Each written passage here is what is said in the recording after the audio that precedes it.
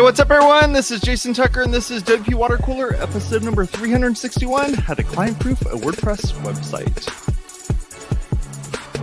This episode is brought to you by ServerPress, Maker's Desktop Server. They make local WordPress development easy. Check them out at serverpress.com. I'm Jason Tucker. You can find me over at Jason Tucker on Twitter. My website is jasontucker.blog. I'm Steve Zango. I'm the founder of Zeek Interactive, and I run the OC WordPress meetup.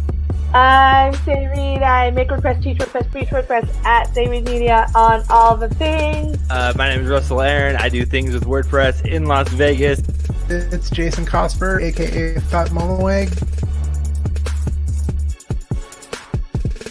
Go help us out over on Patreon. Go over to our website over at patreon.com/WPWaterCooler and subscribe to us. You can also click on that bell. We'd appreciate it.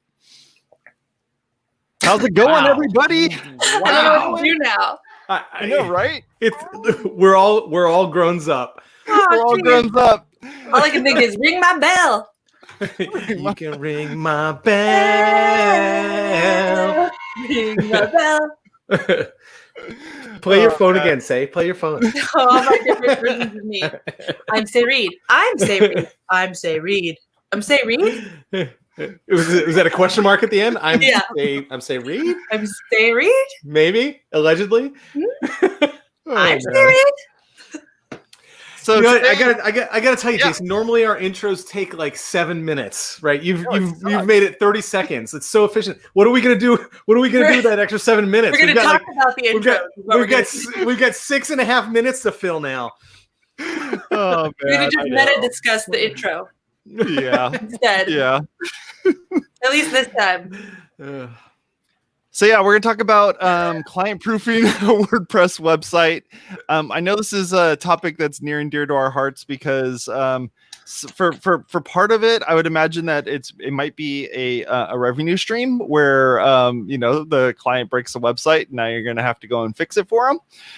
But then on the other side, you just built that website and now they're trying to break it, and so you kind of want to protect. How dare they? How dare they? Exactly. Well, So we wanted to discuss a little bit about this. So for me, and I'm the one who brought this up, not because I'm having any individual problems with it. This is part of why I don't have a great portfolio, because basically I disown all the websites that I build shortly after I built them. I've recently discovered a way around this, but I basically am like, nope. But so it's not so much that they break it for me, even. It's just that they use it incorrectly. And you can do a lot of training and documentation, and I do all of those things, and I still feel like people find a way to put images that are have text behind them that are in the wrong spot. Like, Why did you upload a TIFF? It's what my scanner with my parallel port uses.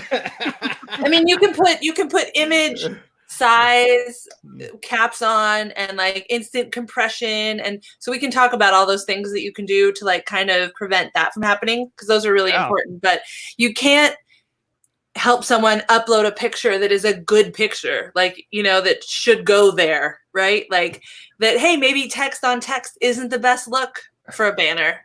What? Just Or you can't stop somebody from uploading a PNG when it should have been a JPEG. Well, That's when I see all It's the time. getting a little like, even that, like if that was the problem, then I wouldn't even, I'd be happy if that was our problem. Is this Right. a PNG or a JPEG? Right? Like that's a level of optimization that feels like a luxury. Well, let's jump into that one. Let's do client proofing images real quick and see what we can discuss about that part of it. So those fields can be set up so that they can only upload a JPEG if you want to. Like if you're using advanced custom fields, or if you're using any of those things, you can say like, this is the size, this is the dimensions if you want it to, or I'm going to force it to be a particular dimension. But there are some of those pieces that you can do. Have you guys explored any of that? Well, see, so that's the thing, right? That's the word I'm talking about in terms of the level of customization to client-proof a site. Like you can just have the basic features of add media and use a featured image, but that doesn't client proof it. So in order to actually successfully client proof it, to make it, oh, this is the right size, this is the right type of image, whatever, you literally have to build custom stuff in order to do that. So they're only using, these particular meta fields and whatnot. Steve, you disagree, judging by your face. No. I don't disagree. I wanted to take a step back and just talk about how negative this term client proofing is, right? But I guess we can get I was there at in a the end. negative space when I thought. No, Dude, it's fine. link bait, bro. It's fine. It's totally link bait. It's fine. We can get there in the end. But you can. So there's another problem that has to do with images. That's why I cringed when you said what you said, right? And so you can put a lot of things in the background that sort of automate things so that images are resized appropriately, so that they're put in the right spots, right? You can do a lot of that stuff sort of on the back end so that the client doesn't have to think, right? Because even if you put all the instructions in the world on this is the file type you need, this is the size, this is the optimal size, right? You should compress this way. They're still going to do it wrong, right? In my experience, they're always going to do it wrong. So what you need to do on the other side of that is put some things in place to make sure you've got the right image sizes set up in WordPress so that WordPress is creating the right image sizes for you. Right. And so that's really what needs to happen is WordPress can kind of take over the automation on a lot of this stuff so that your clients can't make that mistake. This is really the difference, though, between out of the box WordPress install and a custom developed site, because it's not even so much about the design of the site. I feel like at this point, it's literally about creating the custom workflow and creating that so that part is smooth on a consistent basis. And so let's talk about what the real issue is if an image is the Ignorance. wrong size. No, sorry. No. If what happens, what's the result of an image being the wrong size, right? So most themes are gonna load speed time. Yes. Right. Did I beat you to it? Were you leading somewhere with No, that's it. I mean, the image itself is probably going to size appropriately within the theme. Most themes are able to sort of size the image, right? Some themes, it just breaks the whole page if you got an image that's too big, but most themes can kind of size the image. But if you've got an image that's larger than the display size that you need, you're taking up extra load time, extra bandwidth, and really causing a bad user experience. And Google's going to ding you for that. You can also put in images. I know we always talk about images that are too big because everyone's uploading directly from their phone, but there's also the problem of uploading images that are too small. And then if the theme is sizing it, and it's like, oh no, this has to be 1080 by, whatever. And it's this, it's a 600 picture, suddenly that you're in pixelation doomland. Yeah. Why does my image look like shit? Because you uploaded a picture of Google Images that's this big. Or was the image upside down? I used to have a client that would upload images using an iPhone, and the iPhone would upside down the image every single time, and I had to come up with a way to fix that. I see more of them sideways, right? That's where I see them. I see them sideways, right? They're 90 degrees off, right? Or not cropped correctly. But the different one of the things you were starting to touch on saying, and I think this is important, is an off-the-shelf theme, right? Not all, but some are not going to take into consideration what we were just talking about, right? They're just there's a lot of themes that are just going to show the original image or the full-size image, right? No matter what you upload. So that's what gets displayed to the user, and that is bad. There's also, we're also in this point with the images, it turns into cropping. If you have the wrong dimensions of an image or the wrong, maybe you can set up different plugins. Literally none of the cropping plugins that I've tried to work with ever have worked properly. Have you guys ever found one that works properly? No, and the cropping system within WordPress kind of sucks too. It's like a funky. You highlight first, then you click, or you click and then highlight. And I can never remember what you're supposed to do. The UX is very weird. It's very weird. It's already clicked. That's what you have to remember. So you just go in there. It's like pre-ready. It skips a step for you, and so you just go into that right now. You're like, pre-ready. Okay. It's really ready. Wasn't that an Adobe product? Wasn't it called Pre-Ready? Pre-ready. Russ mentioned in the chat, just to bring it up real quick, just is that the size of the image is something that can be taken care of. Like you can say this area that you're going to put this image in will be this size.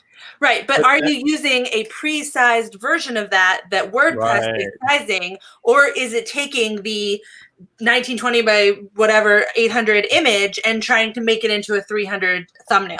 That's a big difference. Yeah, it can show up right, but now you're trying to like basically, size an elephant into the size of something that's a mouse, and it's loading an elephant. And that you can quote me on. Don't load elephant. That's the tweet for today.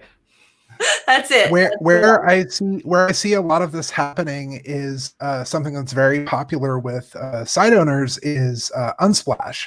They, nice, free, the images look wonderful. However, they grab an image off of Unsplash and then just throw it, upload it into their library. And no resizing, no anything else. And these images are 3,000.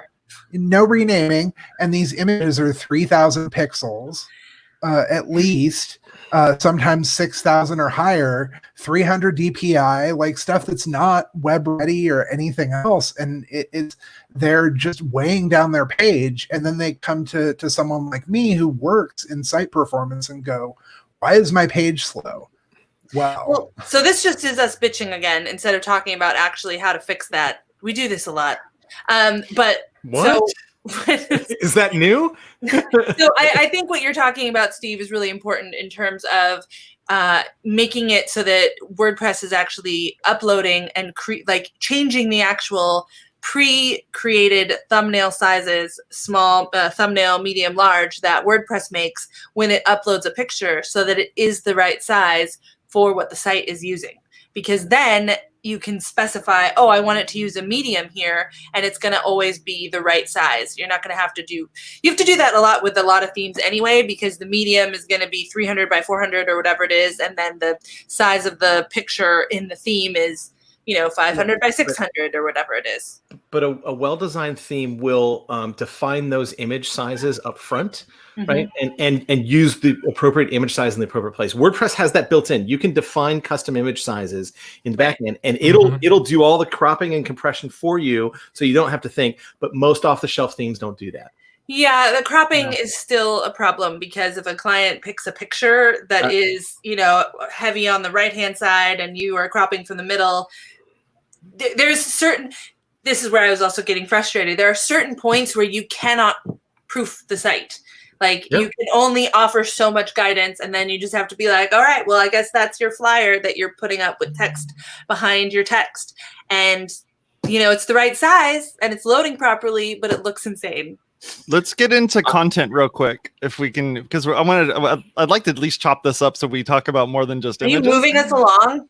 I'm moving us along. We're already wow, I don't even know who you are anymore. So one of the things that Steve's mentioned in past episodes is he doesn't just use that content box as the only place where someone's putting in content. You've talked a lot about using like custom fields and stuff, of being places that you're collecting the data that you need to be displayed onto the page at some point. Yes. And can you talk a little bit about that? Why you wouldn't use just the content, the main content box, and actually using custom fields? Well, I think where we're using custom fields, and we're talking specifically about ACF, is if we've got specific content that needs to go into a specific place on the within a template, right? Say for instance a video. Right, you've got a video box that goes in a specific place in a template. You don't necessarily want that video just floating around in your content. You want that in a specific place. And we use advanced custom fields for that. I love advanced custom fields for this purpose. Fantastic. Because you can literally, I don't know. At this point, I'm not sure I could make a good site without it, because of this specific reason. Because you can feed that information, ask the client to put in the information that the page needs, and put it in the spot that you want. I'm always getting sites that I'm fixing from pre-builds. Like, this is like my bread and butter, I guess. Basically, people are like, this site that someone built is terrible. I can't use it. And is that what it sounds like? Yeah, they're like, it's terrible. So there's a lot of like, here's a site they've had for years that they've got content on, but they're actually having to structure their content in the contact box with short codes or spaces or crazy stuff that's going on. And I'm able to use advanced custom fields to create meta boxes for all of those things. So, the subhead for a post goes where it says subhead, and the author bio goes where it says author bio. So I would caution you, and I'd be careful because advanced custom fields can get unwieldy, right? And so you want to pay attention to the user experience inside of the dashboard as much as on the front end, right? So your client has a particular workflow and user experience that they need to, that you need. I think you're responsible for simplifying as much as possible. You're not telling me that, obviously. You're telling no, I'm telling the audience, right? Here. And so one of the nice things that Advanced Custom Fields has built in is they've got conditional logic, right? And so all of the fields don't need to be shown at all times, right? You can have different states of content, and so use that conditional logic as much as possible to simplify the user experience in the dashboard. Yeah, I think the easier you make it for the client to put the information in, the clearer it is, where they're like, oh, put this here, the better. Well, I guess it's like the whole, garbage in, garbage out thing. If you're able to give them clear stuff to put in, so not garbage. What's the opposite of garbage? Quality content? I don't know. We've been putting out garbage for years, so I have no idea what it is. Yeah, the good stuff in, and then you get the good stuff out. It's like Mad Libs. It's like Mad Libs for WordPress. It's totally like Mad Libs. One of the things that we like to do when we hand off a site is first of all, we do training, and Say's mentioned this a couple times, but we also do a couple sample pieces of content, right? And just leave them in draft mode. That way your client can refer back to those, right? If they're lost or if they need to see a sample of something, right? Also, you can put in the plugin Post Duplicator, right? And so if you have sample pieces of content, have them not start from scratch. Start from a sample, duplicate it, and then use that as a starting place, so that they don't have this free form area that gives them the ability to screw something up. That actually dovetails really nicely into the design component, because when we're talking about, did you have more to say? I want one more comment about advanced custom fields. This changed a lot, I think, when blocks were introduced or Gutenberg was introduced, right? And so advanced custom fields are still important, but Gutenberg changed this quite a bit because you now have blocks within the content itself, and you're not using short codes as much. Your content isn't as messy as it used to be in the classic editor. That's all. Yeah, but if you're still free forming the content, now it's almost so much that you have even more, you need the structure, because otherwise the client is like literally just throwing content anywhere. And, you're like, just make a column here. I mean, you can't say that to people. Like, you can't be like, just use a column block, or, just use a heading block and make sure you set it at heading 3. Like, that's literally not something that a lot of clients are capable of on a consistent basis. I get it. Yeah. I was going to say, Steve, you do some pieces of content that they can use and duplicate. Do you ever go in and do full style guides, like I do, or anything like that? Okay, Say does. I'm full style guides. I rely heavily on documentation for this, because then when I inevitably get emails about how to do a thing, I have something I can reference. And then I also can update that document if they have a question that we haven't answered yet. So that also helps for training new people, so that when they bring new people in, I don't have to do a whole nother training session, which I guess could be like, a moneymaker at some point, but it just makes me tired. So I'm like, go reference, they have the documentation there. To a degree, depending on how good you can make that documentation, it can really help. There's also the idea that people don't look at the documentation, but if they ask the question, you can at least refer them to a section in the documentation, and make that a shorter answer versus, here, let me re-explain how to do this again. Yeah, I use that instructions field in advanced custom fields as a way of describing what it is I want them to put in there, and then making sure that the the field type is set correctly. If it's a URL, that they have to put a URL in there, and if it's text, they're going to put text in there. And if I use a text, a larger text box, it's like, well, I want you to put more text than just one line's worth of text in there. I just want to, before we talk about design, even though that was a great segue before, I do want to talk about. Now Steve just totally distracted me from the chat. Casper had something to say that, I think. Don't look at the chat. When I broke say. Shoot. Okay, since Say's broken, let me butt in real quick. Yeah, Casper, go for it. Something that I've used on a few sites that I've done lately is this plugin called Pre-Publish Checklist.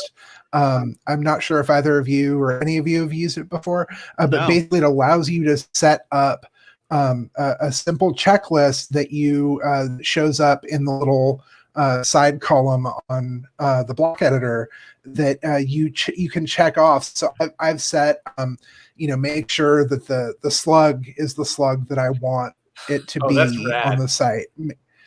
Make sure that, and it doesn't check that stuff for me, but it won't let me publish. It says you haven't checked off these things on the checklist. Like, you should go back and do that. It'll still let you publish. You can set it to, if these things aren't checked off, don't publish. That's rad. That's awesome. I've never seen that plugin. I'm going to check that out. That sounds like actually a really great client proofing plugin. Like that's what it was built for.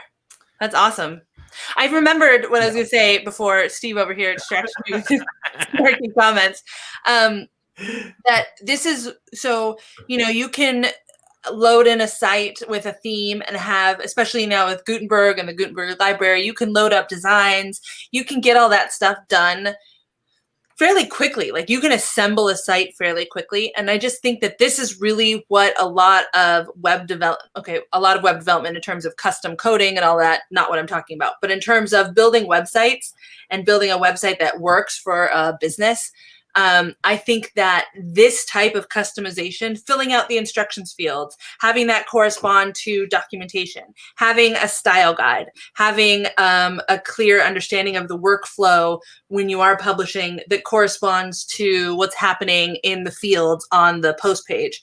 This is really what makes a website a good website, not some front end banner photo. Because you can have the prettiest banner site in the world on Squarespace and still not, struggle every day to put that content onto the page. And so more and more, this component of what we're talking about, like this workflow, easing this process, figuring it out for the client, figuring out what they need, documenting it. This is what sets apart a good website from a not so good website. And speaking of good websites, you got the design side of it as well, which I'd imagine we all break the design, or the customers break the design by moving things around and putting in too much text in a box that was only expecting so much. And excerpt fields and all sorts of fun stuff like that. What sort of things should we be looking at when you're doing the design part of it and making sure that things are going to look appropriate? Well, what Steve was saying earlier about the duplicate post or duplicate something, that from a page perspective, I think is so important. Having the ability to be like, I want a page that looks like this page, so I can just clone it and then fill in the blanks. There's just that alone is worth its salt in plugin.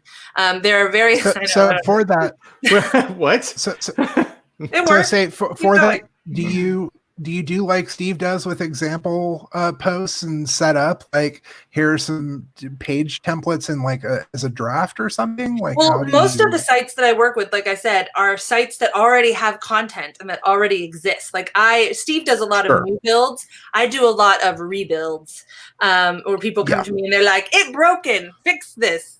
And sometimes they want to keep the design. So I basically rebuild the design because the design is good, and I just rebuild the back end with the same design. Like, that's happened with multiple clients because they paid a bunch of money for this site design and they really like it. It just doesn't work on the back end.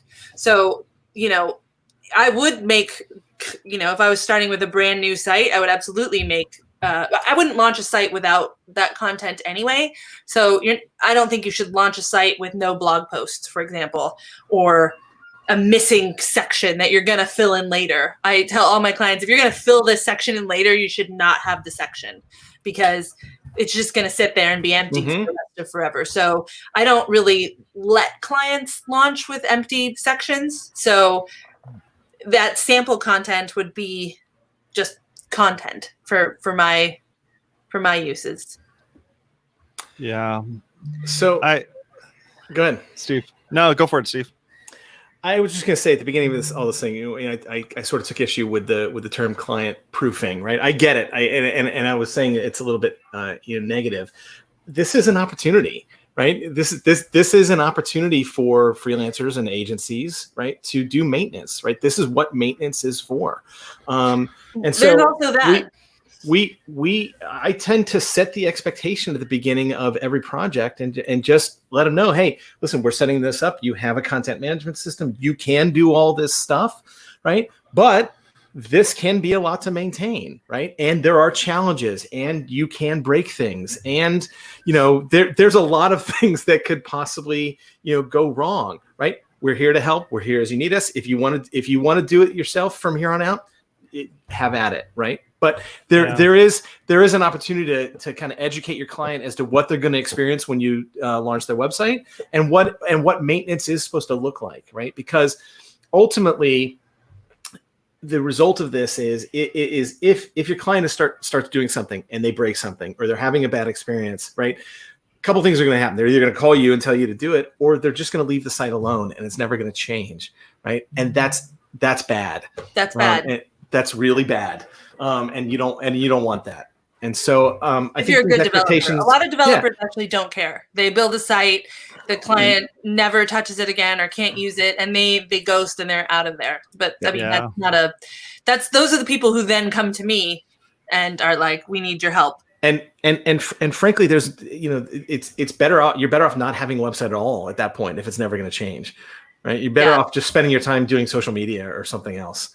I circled back around with mine, asking them, what is it that is breaking on the site? And then what limitations should I be putting in place? Is the excerpt should only be maybe 200 characters long? Are you trying to put in an entire paragraph's worth of stuff in there? Are you having issues with, like each of those pieces, and just kind of go through there? Because the client, when you client in quotes, that client isn't necessarily the person paying for the website, but rather the people that are using the website. And there's that's also the people that you're really distinction, actually. Or if you're working at a company, it could just be an internal client, right? You could just have other stakeholders that aren't necessarily a client. They're just team members that you're working with. Back in my day, we called them webmasters. Webmaster. Back in my day. Master. Webmaster. That's an awful term. It is. It's such a bad term. I'm going to make new business cards that are going to say webmaster. Damn it! I'm bringing it back. Dreamweaver webmaster. Yeah. Yeah. I have a lot more to say on this, but maybe we can turn this into a part 2 at some point. I think we should definitely turn this into a part 2. We can start breaking out some of these things and kind of going back around through it and talking about them. I just want to talk about the whole client proofing concept. It does sound really negative. Because you're like protecting the website from the client when the client is the person who should use it. So maybe really the terminology should be, I don't know. There should be like the opposite of garbage. Like, what is it mean? What's the positive version of client proofing? Is it like client streamlining? Like, I don't think it's negative in that sense. I don't think it's negative in that sense, though. Really, you're protecting the client from themselves, right? Because they don't know. They don't know they can make mistakes, and they don't know what these mistakes could result in, right? And so the mistakes that we talked about here are potentially, page speed mistakes, SEO mistakes, ADA mistakes, right? If you make a design mistake, oh my God, we didn't even talk about accessibility, and that's right? Like a whole new can of worms. Right. You make and that's one of the things I was going to say. You make a design mistake, and now your site is out of ADA compliance. Yeah. Right. And that could result in a fine. So maybe we should pick this up next week. Wow. I'm sure. Get on some of those other ones, because I have lots trying to give you an out here, Jason. Just cut us off. Yep. Cutting us off. All right, folks. I want you to let you know that you can go follow us over on Patreon and help us out over there. We would really appreciate that. You can go over to patreon.com/WP Watercooler. You can also subscribe to this content as well if you haven't done so. And we're an audio podcast too. So you can go over to any of the places that you can listen to audio podcasts and go and help us out over there by subscribing. Talk to y'all later. Bye-bye. Bye.